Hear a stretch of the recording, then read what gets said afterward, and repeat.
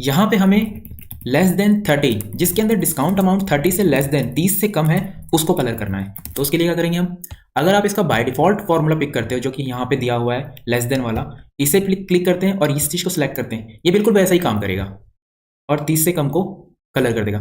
But हमें इसकी पूरी की पूरी रो को कलर करना है, जिसके लिए हमारे पास इस सेल का रेफरेंस होना चाहिए।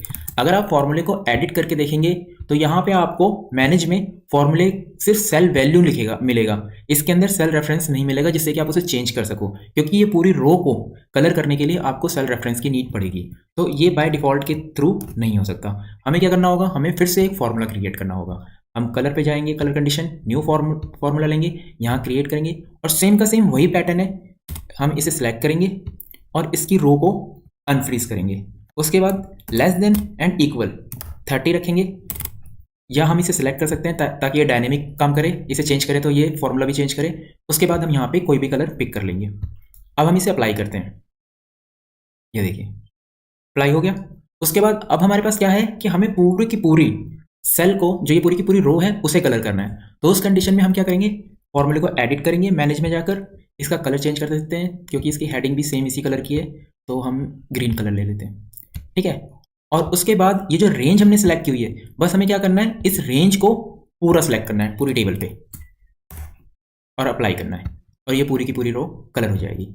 अगर हमने यहाँ पे इसे अनफ्रीज ना किया होता तो ये कलर नहीं होती। जो कॉलम है, आपको कॉलम को कंडीशन को सेम रखना है। अगर आप इस कॉलम को हटा देंगे, इसके डॉलर को, तो ये कंडीशन बिगड़ सकती है। एक बार ट्राई करके देखते हैं,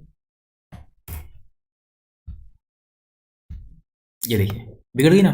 तो इसके लिए हमारी जो कंडीशन है वो सिर्फ इस कॉलम पे ही फॉलो होनी चाहिए, यानी इसके अकॉर्डिंग ही कलर करनी चाहिए। तो इसके लिए हमें क्या करना होगा, हमें कॉलम को फ्रीज रखना होगा। तो हम दोबारा से एडिट करेंगे और कॉलम के आगे फिर से डॉलर लगा देंगे और फिर इसके बाद अप्लाई करेंगे, तो आप देखोगे फॉर्मूला फिर से एकदम करेक्टली रन करेगा। ये देखिए, अब यहाँ पे अगर आप चेंज भी कर देते हैं, आप इसे 15 कर देते हैं तो ये 15 के अकॉर्डिंग दिखाएगा, आप इसे 10 कर देते हैं तो ये 10 के अकॉर्डिंग दिखाएगा। तो ये फॉर्मूला डायनेमिक हो गया और साथ में पूरी की पूरी रो को भी कलर कर रहा है। अब एक और फॉर्मूला देखते हैं।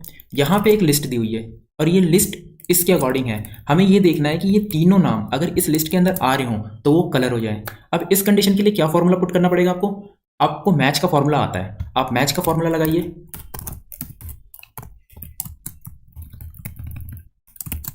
इसे फ्रीज करिए, 0 एंटर और इसे ड्रैग करिए।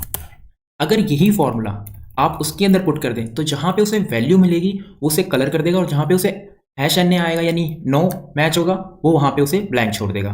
तो हम कैसे करेंगे, हम सेम का सेम यही चीज़ फॉर्मूले में अप्लाई करेंगे कंडीशन फॉर्मेटिंग में। इसमें जाएंगे, मैच का फॉर्मूला सेलेक्ट करेंगे, इसमें मैच का फॉर्मूला स्टार्ट करेंगे, मैच।